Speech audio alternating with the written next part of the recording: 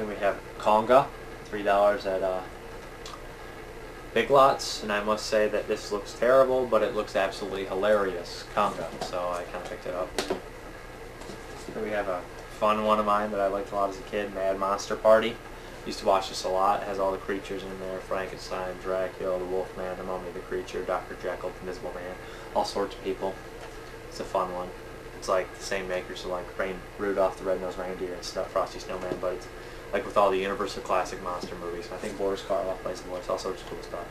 Then we have a Del Toro movie that everyone forgot about. Like I said before, I think I had this in one of my updates, The Mimic. I haven't seen this. This is not Relic. The species always surrounding each other. Then we have, I have actually two double disc copies of The Mist. I love this movie. I really enjoyed it. I thought the short story was better though, but short stories, like Stephen King stories, are usually butchered on screen, but that one was not. It was pretty well made, pretty much everything it could have been, and maybe even more or less some places. But I must say that I was really impressed with this. I haven't got a chance to watch it in black and white on the second disc. And we got a movie called Monster High here. I watched a few minutes of it. I always remember seeing the case when I was younger, and it was pretty unbearable. Maybe I'll get through it one day, but maybe I'll never. And then we have one of my all-time favorite kids movies and all-time favorite movies period, Fred Decker's Monster Squad. I really like the original VHS case much better, but I must say that this is one of my absolute favorite movies. If you love the Goonies, if you haven't seen this, watch this because it's the Goonies with the old school Universal monsters. It's got some great comedy, it's got some great, actually the special effects are awesome too, and it's everything about the 80s that I love. Playback value is unlimited for me. This is a bootleg I had. Like I said, this is pretty much like the original case.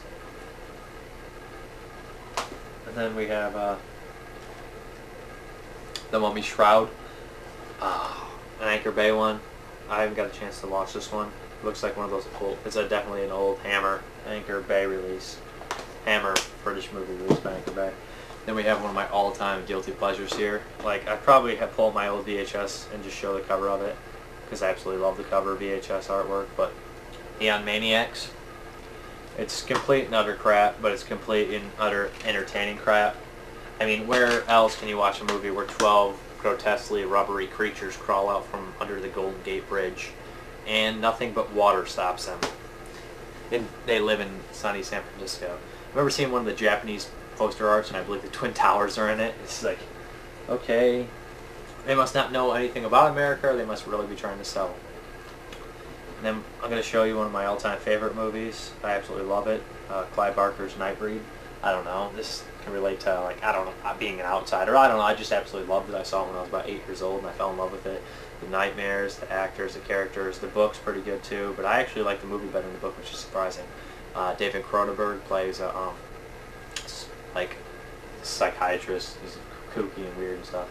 But I must say the monsters in this movie, Pelican, Deviloob, they're all just so awesome. I absolutely love this movie, and I would recommend it to anyone of Clive Barker fans and anyone that likes. It's made in 1990, but it's more like an 80 feel. I absolutely love it. I think it's a great movie. It's one of my favorites. And then we have Of Origin Unknown with Peter Weller. I always remember seeing the case, and then I completely forgot about it until I saw the case again, and I was like, I really have to see that. So I picked it up. I haven't got a chance to watch it yet.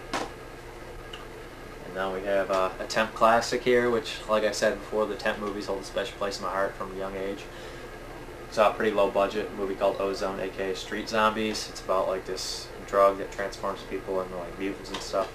If you like low budget film and cinema, I would recommend this one. Early, I think maybe 92, J.R. Bookwalter film. Here we have The Prophecy. I haven't seen it. It's a PG horror movie with like a monster that transforms to different animals and stuff. It looks pretty entertaining. I got a chance to watch it. Then we have Pumpkinhead, which is an underrated monster movie. Some of the best special effects I've ever seen. Stan Winston effects. Pumpkinhead may be a mediocre horror film, but what makes it great is the monster. The monster is probably one of the scariest, most awesome monsters ever graced movie screen.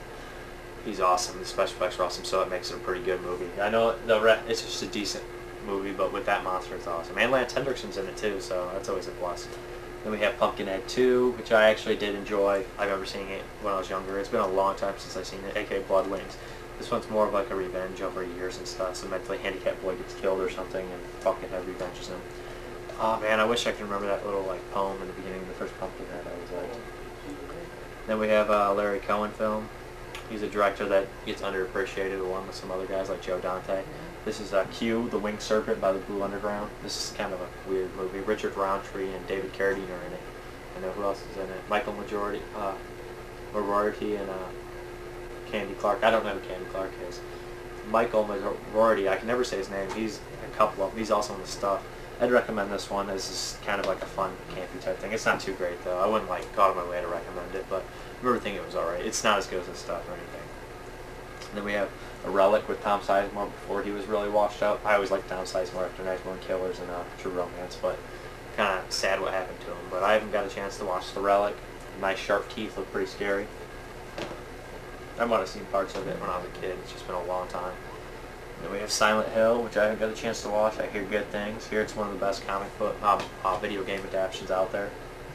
Then we have a guilty pleasure of mine, Stephen King's Sleepwalkers. I think he just wrote the script. I think must say that the best thing about Sleepwalkers is the choice of music, the Enya song. It's like na na na na na na na na na. Sorry for that, guys. And the Santo and Johnny song, Sleepwalk. Those songs are really cool and they fit well in the movie. I know it's cheesy, cat people, werewolves, but you know, at least somebody tried something different for once. That's all I gotta say. I like the movie. Mark Hamill and Glenn Shadix both make small appearances in it.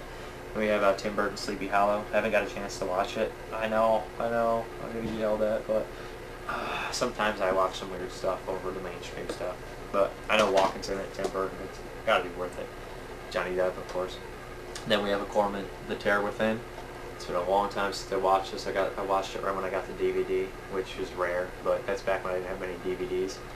This one I think it was alright. I just remember it's pretty mediocre from what I remember, post-apocalyptic type deal.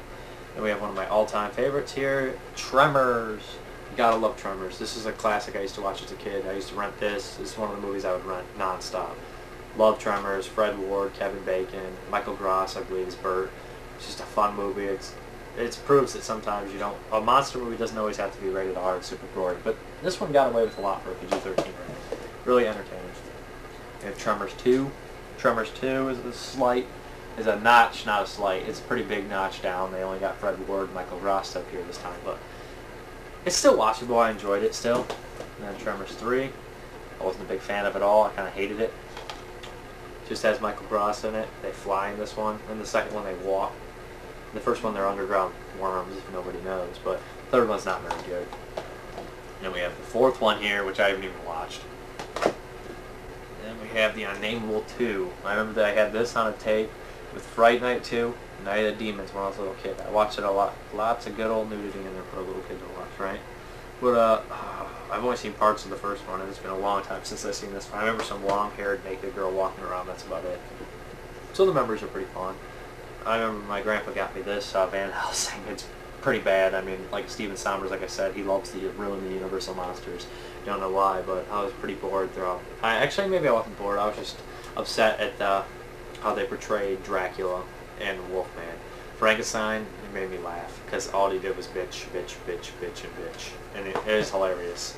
He's like, the guy's like, what do you want? He's like, to live, and he's just like whining and whining. He's like, you're this big juggernaut of power, and you're just gonna cry and cry and cry. And then we have the Out of Print Watchers 1 and 2 DVDs. The Watchers 2, I hardly remember. The Watchers 1 was pretty much a lot of fun with the dog and Corey Haim and Michael Ironside. Look at an 80s horror movie with the dog, Corey Haim, and Michael Ironside. Sounds like a classic, right? 80s. Then we have Waxwork 1 and 2. I absolutely love Waxwork 1. It's a very guilty pleasure of mine. Waxwork 2 is okay. Who's this guy? Anthony Hitchcock. He's an underrated director too. Waxwork 1 is a lot of fun. You get to see all sorts of cool monsters. They go on displays. It's kind of like you get to see a lot of the Universal stuff. Zach Gillian from the Gremlins craze is in this movie. I'd recommend Waxwork. This one might be going out of print pretty soon, Waxwork 1 and 2, so pick it up. I recommend it. For a lot of fun. It's like a throwback to a lot of old different stuff and cheesy, but it has a lot of good stuff in it. Thanks for tuning in. This will probably be cut in 2 parts. This is my monster movies. Thanks. See ya.